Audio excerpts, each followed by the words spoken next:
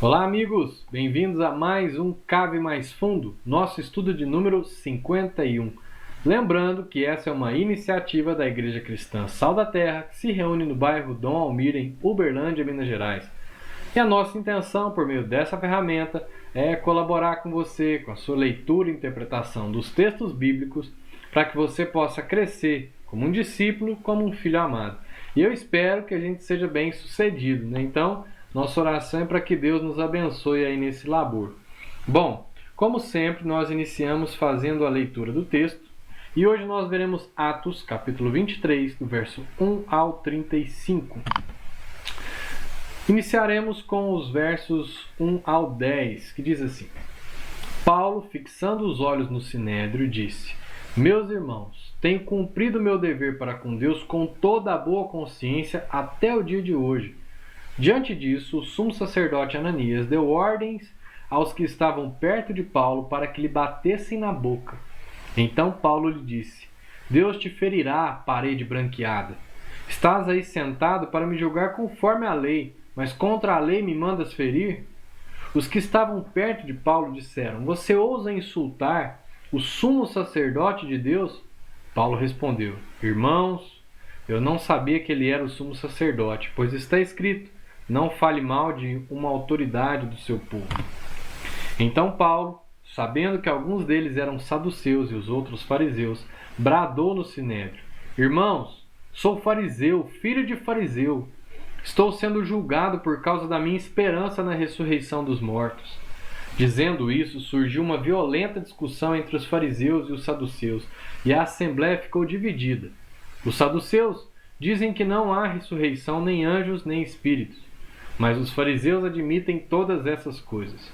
Houve um grande alvoroço e alguns dos mestres da lei, que eram fariseus, se levantaram e começaram a discutir intensamente, dizendo: Não encontramos nada de errado neste homem. Quem sabe se algum espírito ou anjo falou com ele? A discussão tornou-se tão violenta que o comandante teve medo que Paulo fosse despedaçado por eles.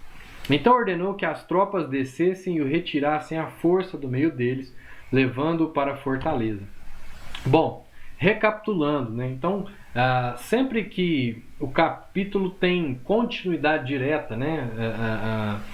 Ele tem uma ligação direta com o capítulo anterior. Então, nós agora no capítulo 23, nós temos uma continuação temporal, né?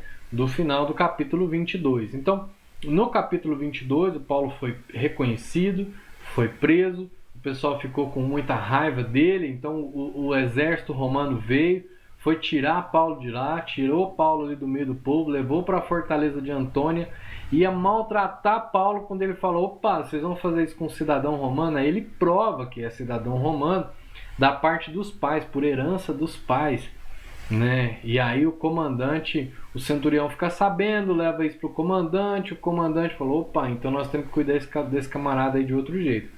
Solta ele, mas não açoita, solta ele, né? Falou: vou soltar, mas leva lá pro sinédrio. Ele passou ainda aquela noite lá, levou pro sinédrio no outro dia cedo, porque ele estava curioso, querendo saber o que queria acontecer, por que, né, que o Paulo estava sendo acusado.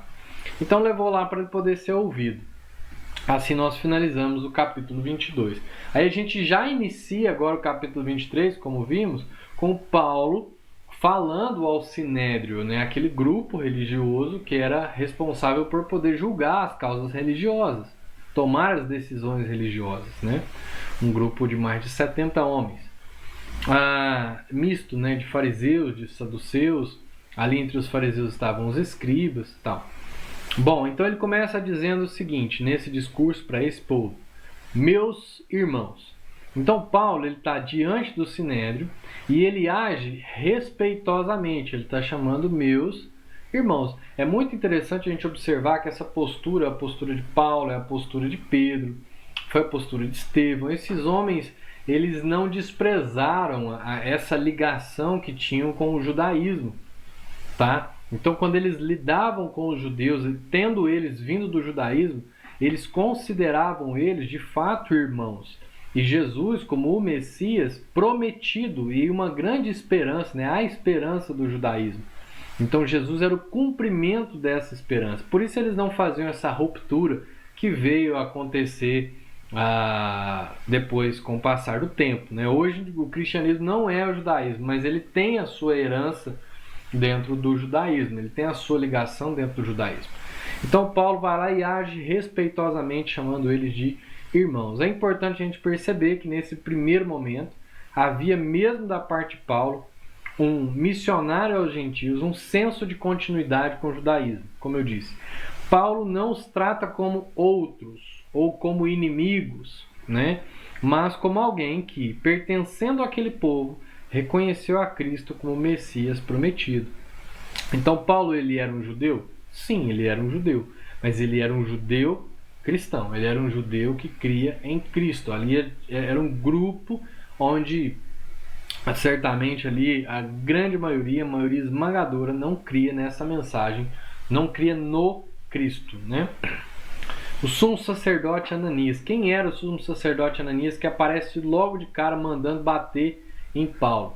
Segundo o Moody, esse Ananias foi sumo sacerdote de 48 a 58. Alguns consideram que ele foi até 59, mas ficou nessa faixa, talvez aí de 57 a 59. Ele assumiu como sumo sacerdote.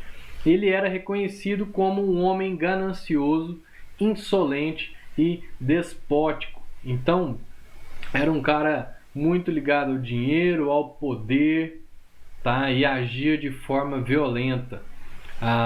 Essa era a fama do Ananias. O Ananias vai morrer depois, no ano 66 depois de Cristo, né? Alguns anos, cerca de 8 anos depois disso, tá bom? Vamos lá. Cumprindo o meu dever com toda boa consciência. Aqui eu só quis fazer o seguinte: quando aparece um personagem, uma figura dessas, que a gente tem condições de conhecer um pouco mais a respeito dela, a gente vai atrás, né, e tenta conhecer. Então é isso, por isso eu fiz essa pontuação em relação ao sumo sacerdote Ananias, ok? Agora a gente vai observar mais uma coisa, mais uma fala do Paulo nesse seu discurso. Cumprido o meu dever com toda boa consciência. Então Paulo está dizendo que em toda a história ali dele, ele cumpriu o seu dever com boa consciência. Ele estava ciente do que ele estava fazendo. Então essa afirmação de Paulo provocou um sumo sacerdote. Mas por que ela provocou o sumo sacerdote? Porque negava a necessidade de arrependimento. Paulo estava ali, né, apesar de ter sido levado pelo comandante romano, ele estava ali porque antes esse povo queria matar ele, porque eles encontraram Paulo lá no templo e falou assim, olha, acusaram ele, falou, esse cara trouxe gentios aqui para dentro do templo. Aí tinham várias acusações a respeito de Paulo, né? Acusações ali relacionadas ao que ele era contra a lei de Moisés, ele era contra o templo, de que ele ensinava aos gentios que se convertiam de que não era necessário circuncidar, nem guardar nada do judaísmo e tal. Então essas eram as acusações, em parte verdadeiras, mas justificadas, né, em relação a Paulo.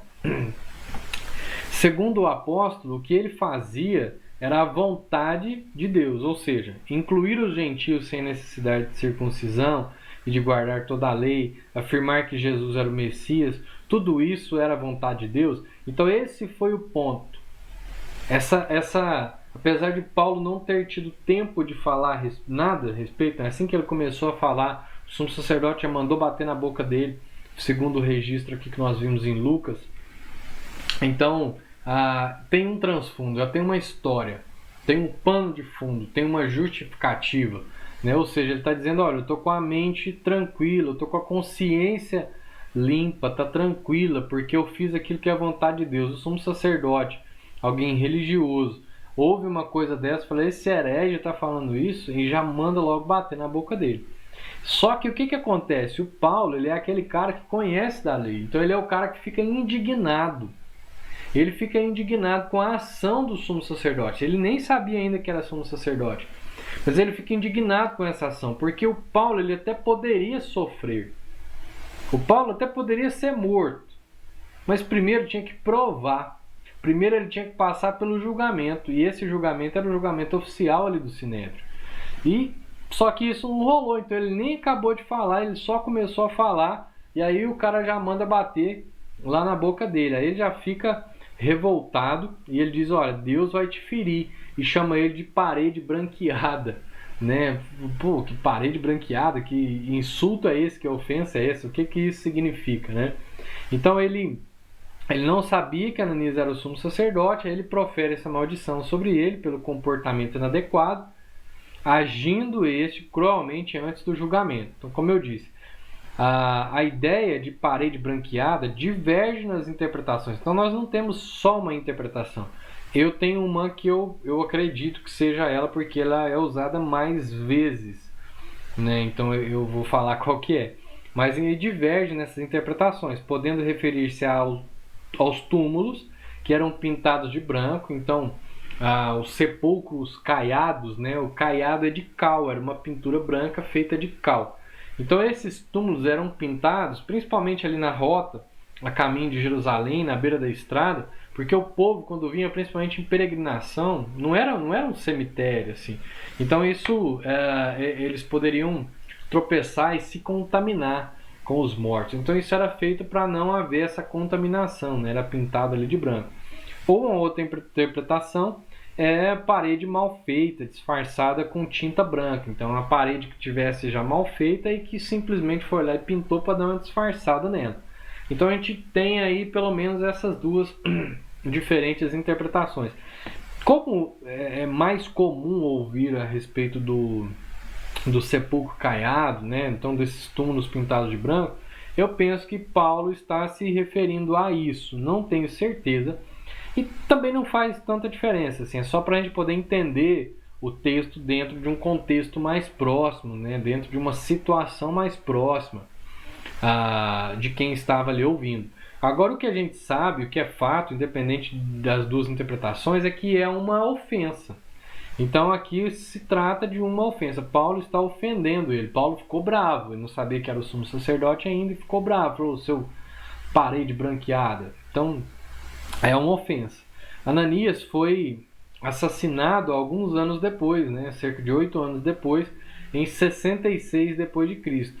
Após a informação de que Ananias era sumo sacerdote, o Paulo se justifica, mostrando acordo de que agiu mal perante uma autoridade religiosa. Então, o que a gente pode, em primeiro lugar, observar aí? 8 anos depois, esse cara morreu e tal. A associação que geralmente é feita já que há uma maldição proferida por Paulo, né? De certa forma, uma maldição, ele está dizendo que Deus ferirá ele está jogando, na verdade,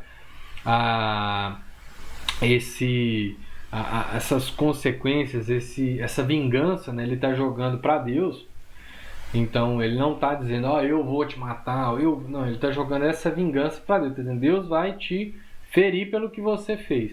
Então, às vezes, é feita uma associação de que essa morte dele foi o cumprimento disso que Paulo disse. É possível, né? E aí, depois dessa informação de que era sumo sacerdote, o Paulo ele se coloca no seu lugar em respeito à lei, em respeito à tradição, tá? Mesmo que aquele homem tenha agido de forma contrária à lei, porque primeiro era necessário o julgamento, para depois, se necessário, uma ação de violência, dependendo do julgamento, né, do veredito. Mas aí esse homem age errado e eles vão lá e falam: olha como você se comporta aí, ele é o sumo sacerdote de Deus. E o Paulo falou: opa, então me perdoem, porque eu não sabia, porque a lei diz que eu tenho que respeitar as autoridades do meu povo. Então, Paulo ele coloca essa postura, né? Olha, ele agiu mal. Isso é com Deus. É fato. Mas a minha postura foi injustificada. Eu não deveria ter agido assim, porque ele é alguém que a lei me diz que eu devo respeitar. Aí, bom, passado isso, o Paulo brada para todo mundo: gente, eu sou fariseu, filho de fariseu e tal, e eles estão me acusando porque eu creio na ressurreição. Pronto, aí ele jogou uma bomba lá no meio do povo, porque aí dividiu o povo, né? Fariseus e saduceus. Então, sendo Paulo um fariseu, ele aproveitou-se da formação mista do sinédrio, porque o sinédrio ele era composto aí por parte de saduceus. Dentre os saduceus que eram ligados geralmente aos sacerdotes, né, ao templo, tem essa ligação mais com o templo, sacerdotes, saduceus, pessoas ricas, famílias ricas, e escribas e fariseus. Né? Escribas e fariseus, muitos dos escribas eram também fariseus, ligados não ao templo, apesar de estarem no templo, de frequentarem o templo, de ter seu culto no templo, mas eram mais ligados às sinagogas, às reuniões nas sinagogas para leitura da palavra e tal. Então, mais ligados ali à palavra. Então, tinha essa formação mista, esse povo todo aí dentro do sinédrio e junto aí o sumo sacerdote, né? 70 mais o sumo sacerdote. Então, o Paulo, sendo fariseu, aproveitou-se dessa formação mista do sinédrio, como eu disse agora, para afirmar sua fé na ressurreição dos mortos. Algo que era essencialmente contraditório entre os dois grupos. Por quê? Porque os saduceus não criam nem em espíritos, os saduceus não criam na ressurreição dos mortos, por isso também os saduceus tinham maior facilidade, porque eles criam que a bênção de Deus estava nessa vida. Então eles também tinham mais facilidade em se vender, em negociar por uma qualidade de vida, por ter status, por ter dinheiro. Tá? Então tinham mais facilidade também nesse sentido. Então quando Paulo faz essa afirmação e diz estar sendo julgado injustamente por isso, ele se coloca de algum modo ao lado dos fariseus, porque ele era fariseu, e dos escribas e contra os saduceus. Agindo assim, toda a atenção sai do apóstolo e recai sobre o tema controverso. Agora vai recair a respeito dos anjos, da existência de anjos, de espíritos, da ressurreição dos mortos. Tanto que depois os escribas, né, que estavam lá, alguns escribas que eram fariseus, também levantam e falam assim, não, esse homem aí está sendo julgado injustamente, vai que um anjo foi e falou com ele, vai que um espírito foi e falou com ele.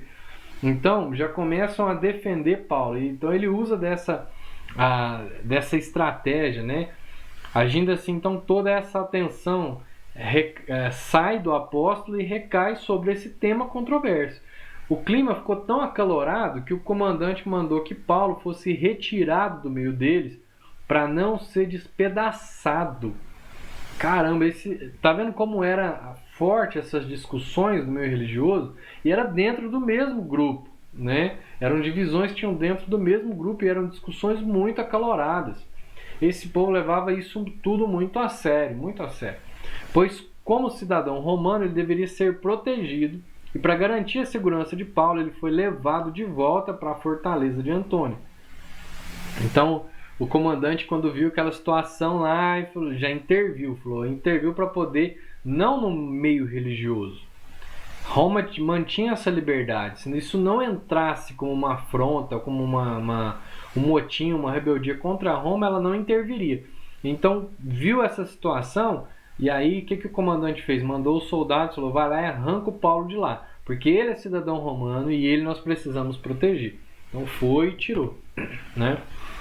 Verso 11. Na noite seguinte, o Senhor, pondo-se ao lado dele, disse, coragem, assim como você testemunhou a meu respeito em Jerusalém, deverá testemunhar também em Roma. Então agora naquele momento, Paulo, a gente precisa prestar atenção nisso. Como que Paulo foi parar na fortaleza de Antônia quando ele foi reconhecido em Jerusalém e eles queriam matar Paulo de todo jeito? E aí Roma entrou e depois queria o que? Açoitar ele. Falou, esse cara aí me confundiu ele com um outro rebelde e tal. Queriam açoitar ele. Aí ele falou, eu sou cidadão romano. Então toda a prisão de Paulo agora, daí pra frente, quando eles vão prender Paulo, já não é da mesma forma com que foi essa primeira lá em Jerusalém, né? Esse primeiro momento em Jerusalém.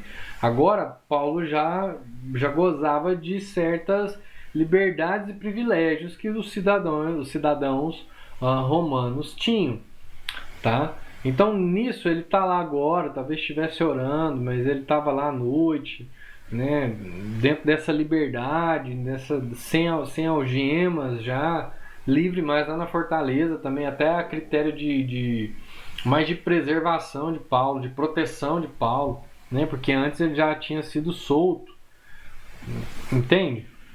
Então agora era um outro momento, e nesse momento o Senhor se põe ao lado dele e diz para ele, olha, coragem, traz uma palavra de ânimo para o Paulo. E essa palavra de ânimo, ela não promete libertar ele, livrar ele de sofrimento, mas vai dar garantia de que, olha, você vai chegar até Roma. Então o Senhor conforta Paulo, garantindo que apesar de todo o caos presenciado e do ódio sentido contra ele, isso deveria ter sido horrível, ele não morreria ali, mas seria de algum modo conduzido até Roma para ser testemunha fiel, assim como havia sido em Jerusalém. Desde o retorno de sua quarta viagem missionária, o apóstolo já havia sido alertado pelo Espírito Santo sobre todo esse sofrimento e sabia que deveria ir até Roma, pois essa era a vontade de Deus. Então ele já fala isso desde que ele encontra com os presbíteros lá de Éfeso, né? Quando ele está voltando da sua última viagem, já pretendendo ir a Roma, mas antes de passar por Jerusalém, ele já fala de todo esse sofrimento e de que isso vai acontecer porque ele entendia que era de Deus. Ele já tinha compreendido isso. Ouvir a voz do Senhor, tendo ele ao seu lado, é um conforto, não só por ouvir a voz de Deus, tê-lo próximo ou saber que estaria vivo, mas por testemunhar que ele havia sido uma fiel testemunha e cumpriria a vontade de Deus. É o próprio Deus dizendo assim, Paulo, você foi fiel, cara. Você foi minha testemunha. Você foi bem. Eu sei que você sofreu, mas você foi bem. Agora fica firme, tá? Tenha coragem. Porque da mesma forma que você testemunhou que foi fiel, eu vou te levar agora lá para Roma. Então isso foi um ânimo novo para Paulo. Versos 12 ao 24. Na manhã seguinte, após ter tido essa experiência com Deus, de ter Deus do lado, encorajando, os judeus tramaram uma conspiração e juraram solenemente que não comeriam nem beberiam enquanto não matassem Paulo. Mais de 40 homens estavam envolvidos nessa conspiração. E dirigindo-se aos chefes dos sacerdotes e aos líderes dos judeus, disseram: juramos solenemente, sob maldição, que não comeremos nada enquanto não matarmos Paulo. Agora, portanto, vocês e o Sinédrio peçam ao comandante que o faça comparecer diante de vocês com o pretexto de obter informações mais exatas sobre o seu caso. Estaremos prontos para matá-lo antes que ele chegue aqui, ou seja, no trajeto. Entretanto, o sobrinho de Paulo, filho de sua irmã, teve conhecimento dessa conspiração e foi à fortaleza e contou tudo a Paulo, que, chamando um dos centuriões, disse: leve este rapaz ao comandante, ele tem algo ali para lhe dizer. Assim ele o levou ao comandante. Então disse o centurião: Paulo, o prisioneiro, chamou-me e pediu-me que te trouxesse este rapaz, pois ele tem algo para te falar. O comandante tomou o rapaz pela mão, levou-o à parte e perguntou: o que você tem para me dizer? Ele respondeu: os judeus planejaram pedir-te que apresentes Paulo ao Sinédrio amanhã, sob pretexto de buscar informações mais exatas a respeito dele. Não te deixes convencer, pois mais de 40 deles estão preparando uma emboscada contra Paulo. Eles juraram solenemente não comer nem beber enquanto não o matarem. Estão preparados agora, esperando que prometas atender-lhes o pedido. O comandante despediu o rapaz e recomendou-lhe: não diga a ninguém que você me contou isso. Então ele chamou 2 de seus centuriões e ordenou-lhes: preparem um destacamento de 200 soldados, 70 cavaleiros e 200 lanceiros, a fim de irem para Cesareia esta noite, às 9 horas da noite. Providenciem montarias para Paulo e levem-no em segurança ao governador Félix. Então beleza, passou isso, Deus foi lá, falou com Paulo, agora eles já cheios de ódio, cheios de raiva, já mais de 40 homens ali planejam, ficam sem comer, falando: não vão comer enquanto a gente não matar o Paulo. E vai lá e organizam para que isso não seja culpa da liderança, da liderança dos judeus, mas que seja uma revolta do povo. Então essa ação era para sair como uma revolta do povo, ainda que estivesse ali junto, macumunada, né, junto com a liderança dos judeus, com o Sinédrio. Mas eles sairiam ilesos. Tá? Agora os outros, os mais de 40 homens, estavam colocando as suas próprias vidas em risco. Ok? Então era grande o número de pessoas que odiava Paulo por sua fé. Essa quantidade de homens era próxima ao Sinédrio, mas não pertencia a ele, porque eles buscam auxílio no Sinédrio e na liderança dos judeus, pois foram pedir que os apoiassem em seu plano de matar Paulo. O fanatismo desses homens os fez arriscar a própria vida, pois era certo que a guarda romana reagiria a tal intento. Então, protegendo um cidadão romano, eles poderiam matar os judeus. Eles agiriam violentamente contra os judeus que intentassem contra Paulo, porque agora Paulo, como cidadão romano, era um protegido deles e eles deveriam cuidar dele. E olha a quantidade de homens que o comandante mandou levar, acompanhando Paulo até Félix, até o governador Félix, lá em Cesareia. Então olha a quantidade, não foram quase 500 homens. Esses mais de 40 estavam tão fanáticos, tão fissurados, com tanta raiva, que eles estavam dispostos a perder a própria vida a fim de tirar a vida de Paulo. O sobrinho de Paulo. O apóstolo não costuma mencionar sua família. E alguns até acreditam que quando menciona em Filipenses 3,8 ter perdido todas as coisas, está incluso o ser deserdado por sua família em favor de sua fé. Porque essa é uma questão que a gente não tem informação, mas que nós podemos supor. Porque Paulo é filho de fariseu, como ele disse. E aí ele tem a irmã dele morando lá em Jerusalém. Não mostra ele, ficou na casa da irmã. Não aparece isso. Né? Então Paulo não fala da família dele. E aí o que leva a gente, às vezes, a pensar nessa possibilidade de que dentre as perdas que Paulo teve, estava também a sua família, o ser colocado para fora da sua família. Tá? Mas tá aí o sobrinho dele, que teve algum interesse por ele, e foi lá e quis proteger o seu tio. Né? Do pouco que sabemos sobre a família do apóstolo, vemos que tem uma irmã em Jerusalém, que seu sobrinho, por algum motivo, resolveu ajudá-lo, dando informação do intento contra a sua vida a Paulo e ao centurião. Né? Ele sabia e foi lá e falou. A gente não sabe como que ele sabia, como que ele ficou sabendo, mas ele ficou sabendo. Tá bom? Preparem um destacamento. Então, preocupado com a integridade física de Paulo, o comandante chamou 2 centuriões e mobilizou quase 500, 200 soldados, 70 flecheiros, lá, cavaleiros, mais 200... acho que é isso. Tem até que voltar aqui. 200 soldados, 70 cavaleiros, 200 lanceiros. Então foram 470 homens para poder acompanhar que era o Paulo, até Cesareia. Então, isso 9 horas da noite, né? Saindo para poder viajar à noite. Aquela tropa enorme, né? Seguindo. E falou, olha, pega alguns animais lá, coloca o Paulo sentado, que nós precisamos proteger ele. Foi muito interessante isso. Dá pra gente aprender com isso, né? Com essa ação de Deus aí por meio do comandante. O governador Félix. Então, segundo os comentários de Genebra, como eu disse antes, né, com o sumo sacerdote Ananias, agora também nós faremos com Félix.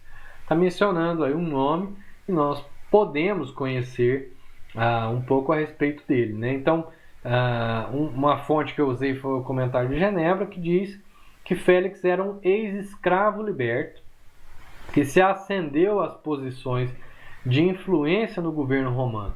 Então lembra da questão da cidadania, né? Ou você se destaca por uma ação heróica, algo do tipo, para poder ganhar a cidadania, ou você herda isso de família. Então ele era um ex-escravo liberto, ou seja, ele deve ter sido algum ato heróico, coisa do tipo, que fez com que ganhasse não só a cidadania, mas influência no governo romano. Então, em 52 d.C., o imperador Cláudio o enviou para governar Cesareia, ocasião em que Félix foi chamado de Excelentíssimo durante o seu 8º ano de administração. O historiador Tácito, que é o historiador dessa época, de 56 a 120, né, depois de Cristo, o caracterizou como um homem cruel. Então, quem é Félix, segundo esse historiador da época, era um homem cruel, ávido por lucros, parecido com Ananias, né, que praticava toda a sorte de crueldade e luxúria, exercendo o poder de um rei com os instintos de um escravo.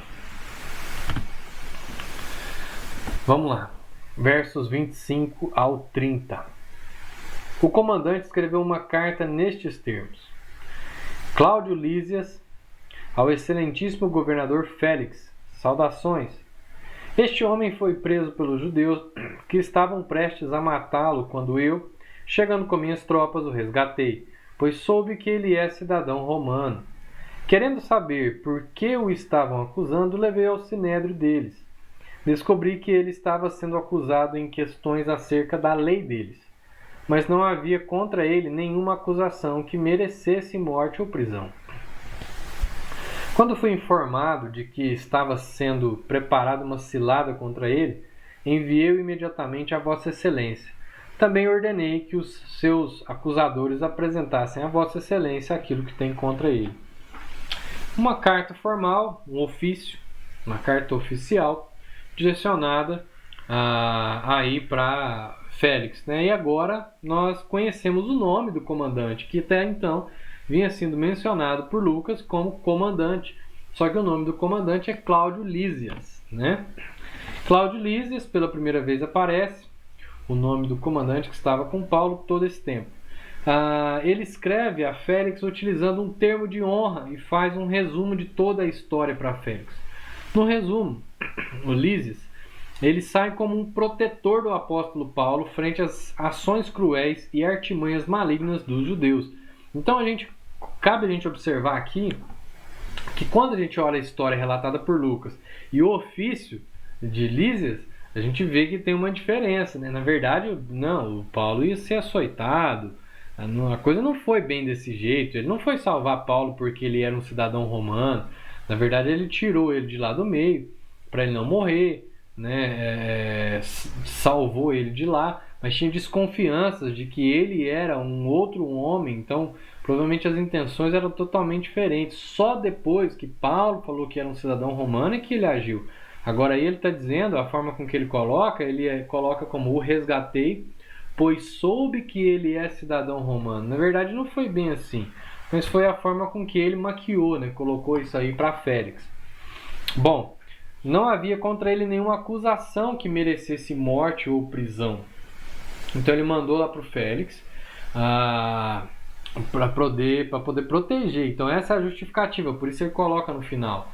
Fala, é uma questão da lei deles e tal. Só que eles estão com tanta raiva que eles estão querendo matar ele. Aí, para tirar ele de lá de perto, eu mandei ele para você e disse o seguinte: agora, se eles quiserem fazer qualquer acusação formal, eles vão trazer isso para você. Ou seja, passou a batata quente para outro, justificando que essa distância traria segurança para um cidadão romano.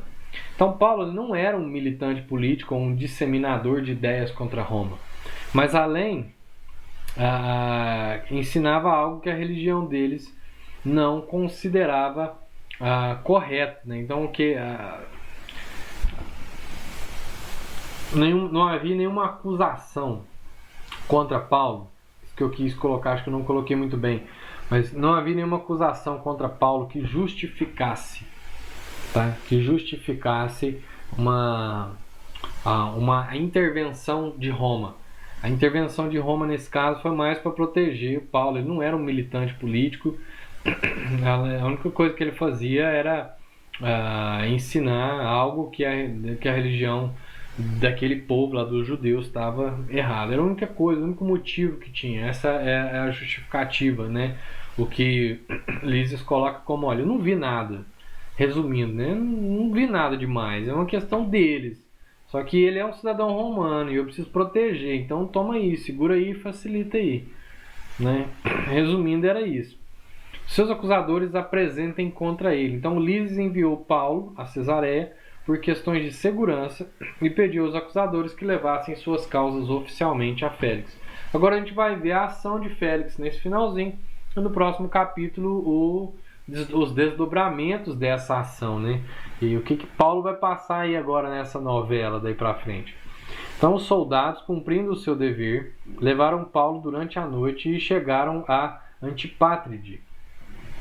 No dia seguinte deixaram a cavalaria prosseguir com ele e voltaram para a fortaleza. Ali já diminuiu a quantidade de soldados, a cavalaria seguiu e eles voltaram, os outros voltaram. Quando a cavalaria chegou a Cesareia, deu a carta ao governador e lhe entregou a Paulo.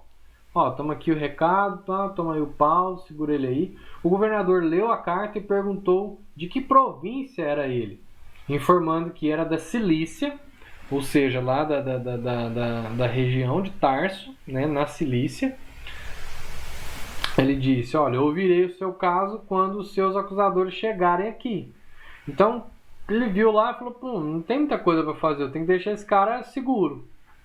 É só manter esse cara seguro. E aí, quando eles vierem trazer as acusações, então eu vou analisar as acusações. Então, ordenou que Paulo fosse mantido sob custódia no palácio de Herodes.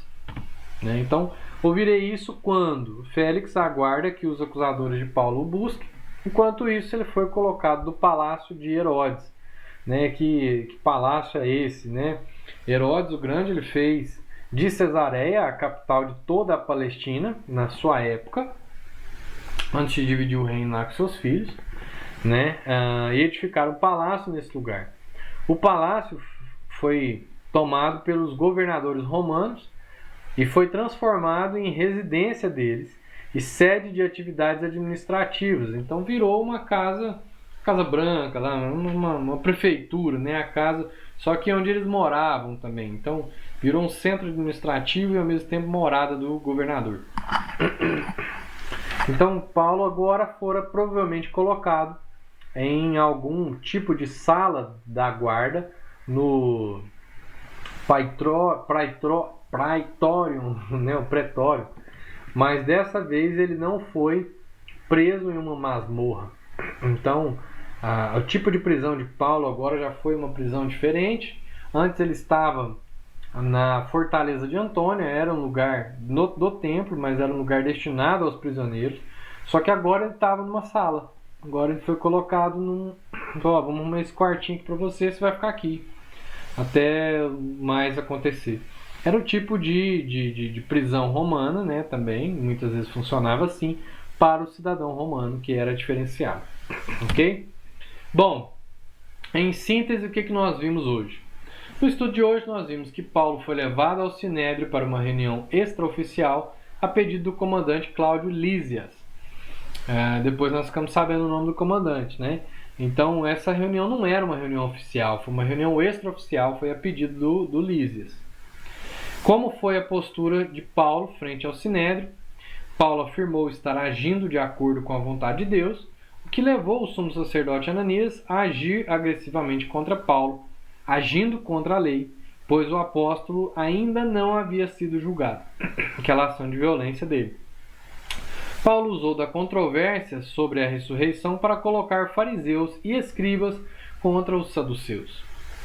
Cláudio Lísias tira Paulo do sinédrio e o conduz novamente à fortaleza de Antônia, onde Paulo e o comandante são avisados sobre os planos de mais de 40 homens associados ao sinédrio para matar Paulo. Lísias mobiliza quase 500 homens, foram 470, para levar Paulo às 21 horas, no nosso horário, né, até Cesareia, onde ficaria sob os cuidados do governador Félix. Paulo, em Cesareia, fica detido no palácio de Herodes e a mando de Félix, até a chegada de seus acusadores. Bom, o que a gente aprende com tudo que nós vimos hoje? Pelo menos 3 coisas. É claro que dá para extrair mais coisas, tá? Se você quiser voltar, reler, observar dentro das explicações e tal, dentro desse contexto que objetiva facilitar, né, a compreensão, você consegue ter uma aplicação maior, trazer mais coisas para a prática. Mas aqui eu coloco pelo menos 3 delas, e você ainda pode melhorar todas as que eu coloco. A primeira é a seguinte: toda autoridade é instituída por Deus. O próprio Paulo diz isso. Toda autoridade é instituída por Deus.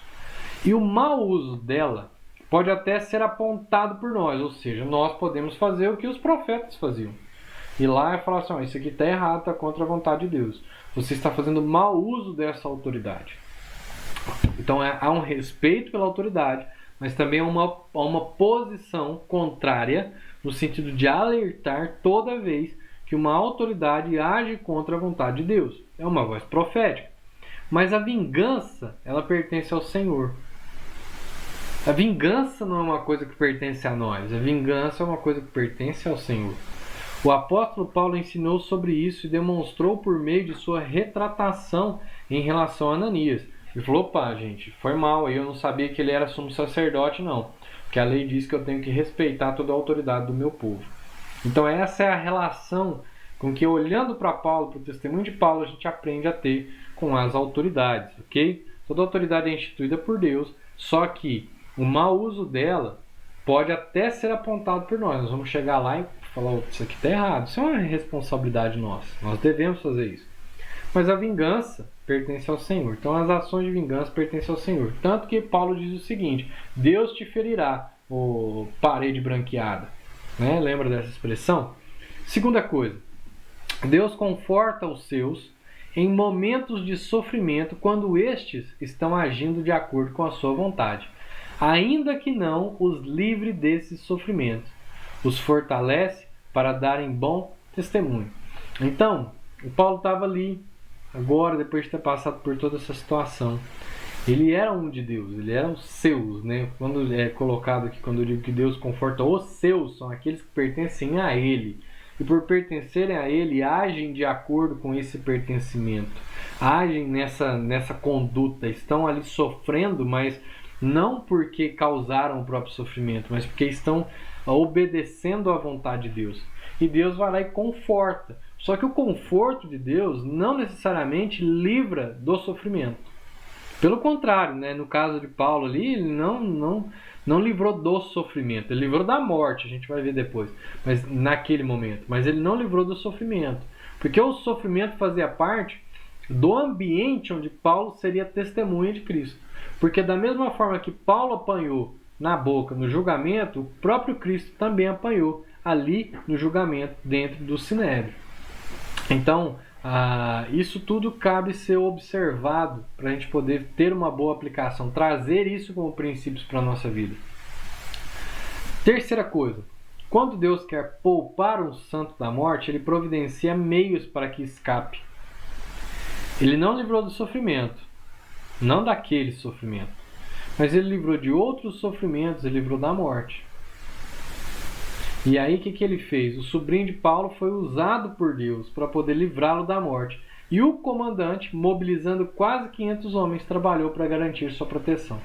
Então ali também, toda essa ação era uma ação de Deus. A ação de sujeitar Paulo ao sofrimento foi a ação de Deus. No meio do sofrimento, Deus o sustentou e ele foi testemunha. Isso foi a ação de Deus. Mas também, no meio daquele motim que se levantou contra Paulo, no meio daquela revolta que se levantou contra Paulo, aqueles estavam dispostos a perder a própria vida para matar Paulo, Deus também cria um escape, uma saída, né? Vai lá e olha, o sobrinho ficou sabendo, foi lá, anunciou para Paulo, Paulo falou, vai lá falar para o comandante, chegou o comandante, falou, o comandante foi, providenciou uma mobilização, aquele dia deveria ter um custo, mobilizou aquilo tudo, saíram à noite por causa de um homem. Mas isso o poupou de morrer no momento que não era o momento de morrer, né? Então Deus age dessa forma e assim nós aprendemos, ok?